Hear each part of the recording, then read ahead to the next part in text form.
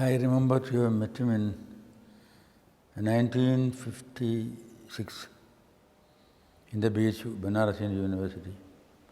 I was doing my MA. It was second year, and he joined MA first year. We were staying in the same hotel, Birla Hostel of BHU. He was looking very strange, like a sannyasi, with a long beard and hair. And I thought, why as a saint has come to learn Hindi from Karnataka? So we all got interested in him because all the students he was slightly elder to all of us by age. Then slowly we were more or less in the same block of the hostel. So we used to meet almost daily, and in college also. I don't know why I was really attracted by him, not because of his hair and daddy, but there was something in him, It is birds of the same feather. I had acting, I had drama in my mind. And then I came to know he was working in the Gubbi theatres.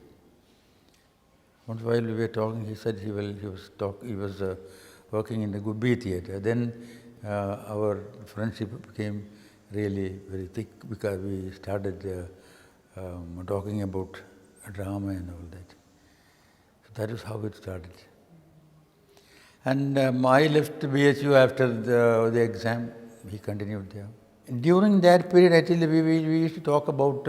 I was working in the amateur theatre here. I had nothing to do with the professional theatres.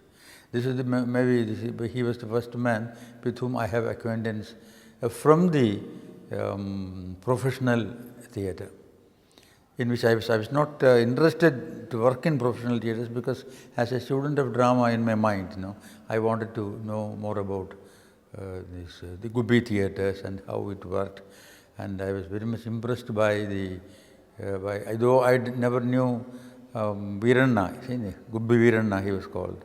And without seeing him, I became his fan because that man is doing so much for the industry. And then I came to know that your Rajkumar is also a product of Gubbi Veeranna, Gubbi theatres. And then after leaving Benares, we were not in touch. And I met him again after, say, 3 years, 4 years. I left Benares. I was working in a college in Nagarkoil. Then I joined the National School of Drama in Delhi. And after I came to know Mr. What is his name? Gubbi Veeranna's son. You know him? Shivanand. Shivanand was then Shivanand, it's a small class, no? We were about 25, 27 people. And 2-3 people were also from Karnataka. There's one Mr. Mahadevan. Later I think he became a builder or something like that. He left theatre, I think. I'm not sure. Then we used to talk about Karanth, and he told me how Karanth was there. And next, the following year, Karanth came and joined the National School of Drama. By that time, when he came to National School of Drama, I think he had no beard, and he was looking normal. He was very active, and among the students, that we have only 2-3 persons who had worked in professional theatres, serious theatres. And all the others were just aspiring artists or technicians or writers like that. But here was a man who was more or less equal to our teachers. He knew what is a theatre, and so we all used to respect him. And he as you know, you have met him several times, I hope. You were in touch with him. He's a very, very affectionate man, isn't he? Very open-minded, very helpful and loving.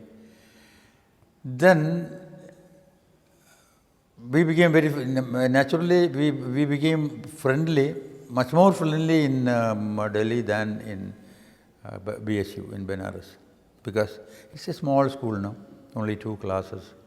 And we used to have to work together for rehearsals and all that, and we became more closer. Then I used to meet him. I used to visit him in at his place. I was also staying with a Bengali family. They used to sublet a single room for guests, no, but not paying guests. And Karanth was also staying like that with some Punjabi or Bengali, somebody in a room. By that time, his wife also was there. Sometimes I used to go visit them, and we used to talk again about drama. So that is the association. After leaving Benares Hindu University, for a long time I didn't hear anything about him.